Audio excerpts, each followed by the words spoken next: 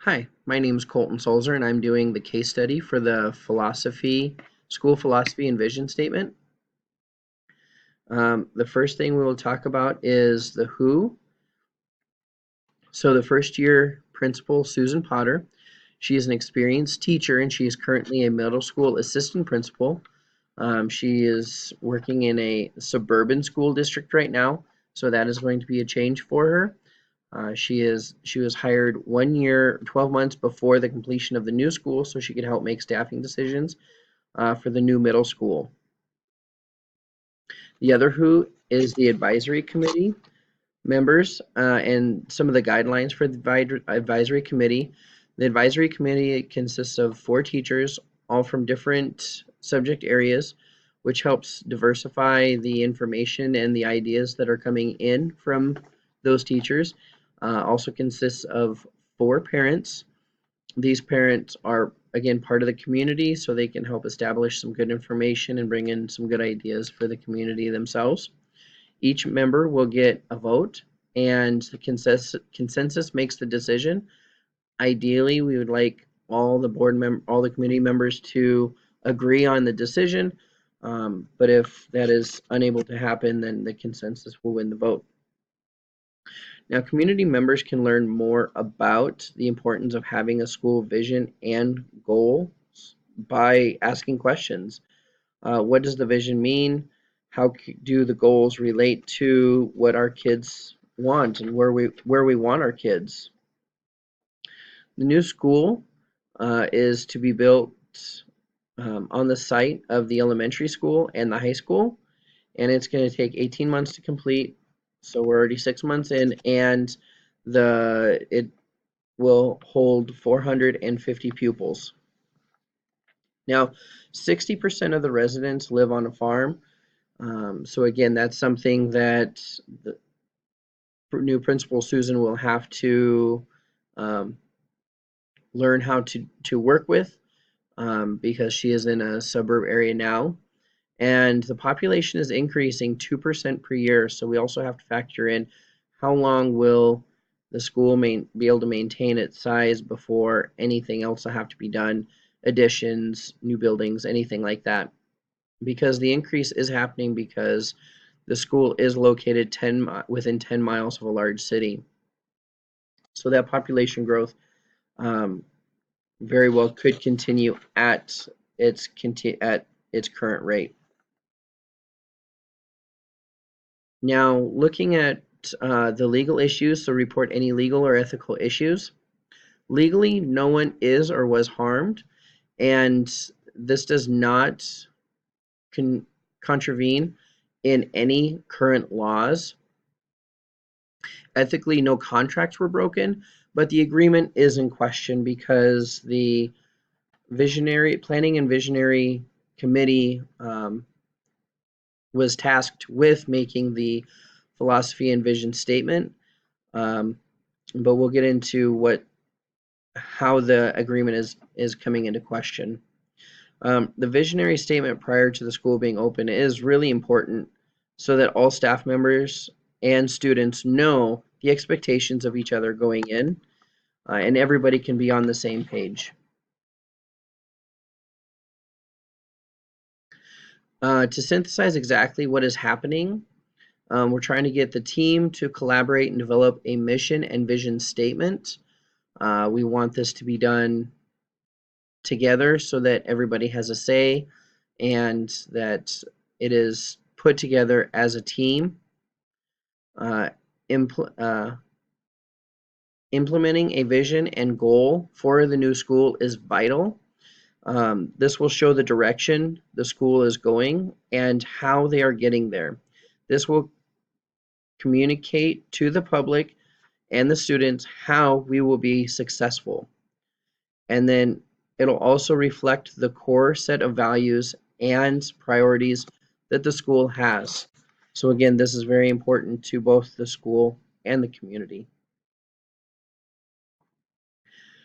The facts: Susan Potter would like the committee to develop a comprehensive plan for communicating the vision and mission statement. This again was part of the committee's tasks when they came together. She wants them to create the philosophy and vision statement and needs to figure out a solution if they do not want to. The Visual and Planning Committee wants Susan to create the philosophy and visionary statement, and this is actually how they voted. That they voted for Susan to create the vision and philosophy statement, and that they bring what she writes to the committee, and then they can discuss it from there.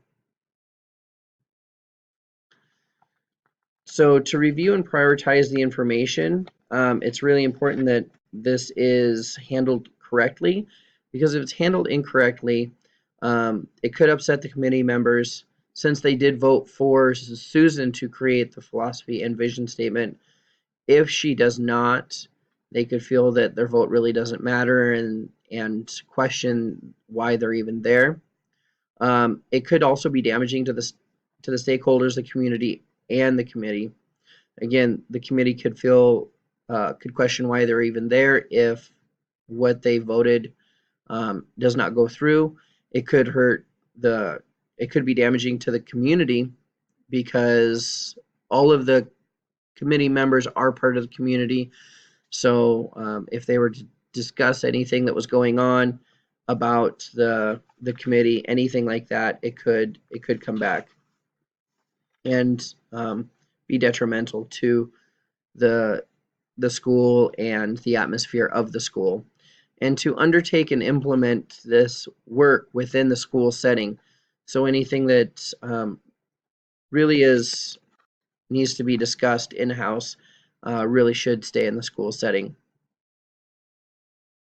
So to identify options and possible consequences, if Susan enforced the original agreement, the committee could be upset, again, that they feel like they're not being heard and that they're not being taken seriously, which could really downset the committee.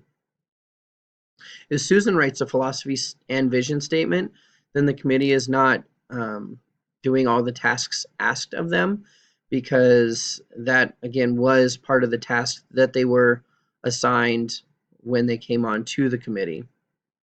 If Susan just writes the philosophy statement, this could actually help set up the committee to write the vision statement. So it'd give them a guiding point and help set them up for success. Continuing on with identifying the options and possible consequences. If the committee forces Susan to write the statement, this could cause tension between Susan and the committee, because Susan will feel that the committee is not doing what is asked of them. If the committee writes the philosophy and vision statement, then again, the committee will not feel that they are being heard.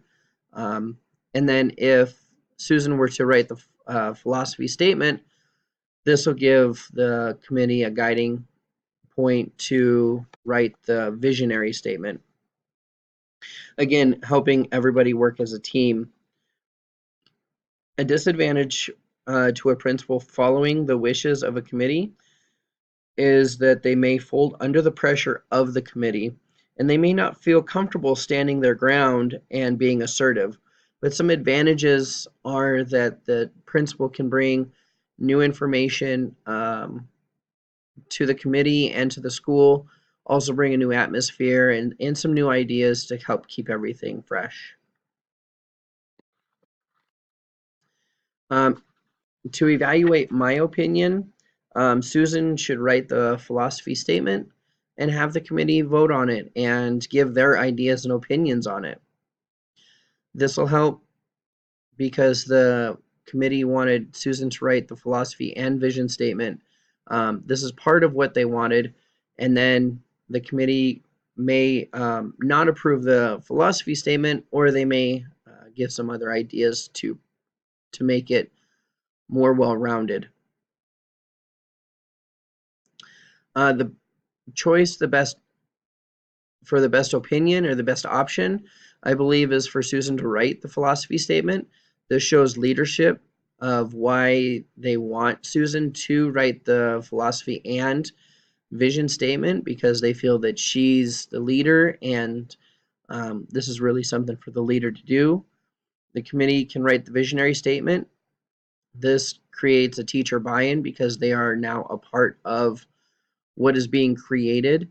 It also comes from the teachers in what they see for the school and for their students. And then have the board members vote on both the philosophy and the vision statement and possibly give any suggestions on changes that can be made. When creating a vision statement and goals, it is necessary to use data so that you can really see what works and where. When working for a goal, you want to make sure that the goal is clear and that it is attainable, and the best way to attain that goal by looking at different data that is available, especially since this is a rural area, unlike the suburban area that Principal Potter is coming from. Again, this also shows that Susan can be a visionary leader, which is someone who can see the now and the future. They work towards reaching that future goal and working with others to get there, and working with the others to help promote their creativity and other options for the best way to get to the future goals. Imagine implementing your decision. So this provides stakeholders with a leader that they asked for. It gives them something to work with, and a kind of a guiding point on their deciding factors. The discussion of the philosophy statement will help promote creativity from all the other committee members, and they can work with each other's ideas and create new ideas off of each other. This helps satisfy the expectations of an administrator by the leader providing guidance, but it also holding her position.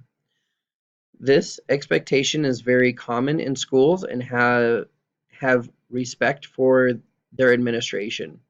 It is important to poll key stakeholders about the purpose of the education. The same reason it is important to involve others in the developing and implementing of a vision. So you can get a lot of ideas to work with. Everyone is on the same page, and so that you get the buy-in with people feeling pride and they helped creating this statement.